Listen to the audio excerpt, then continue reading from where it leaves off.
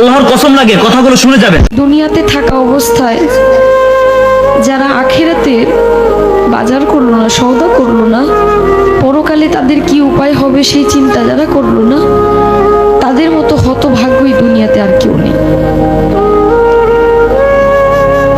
আজরাইল কিন্তু ঘুষ নেয় না। আমি অনেক টাকা গান করতে করতে অনেক টাকার মালিক, বাড়ি গাড়ি সবই আছে, যদি বলি যে আপাতত আমার গাড়িটা নিয়ে যান, আমাকে কয়েকটা দিন সময় দেন, মানবে? কারো কথা মানবে? মানবে না। মৃত্যুর কথা যে মানুষ দিনে 5 বার স্মরণ করে, সে কোনো ভুল কাজ করতে পারে না। একবার স্মরণ করে দেখেন, আপনি মরে গেলে আপনার সঙ্গে কে যাবে? আপনি মরে যাওয়ার সঙ্গে সঙ্গে সকল কিছু ভাগাভাগি হয়ে যাবে।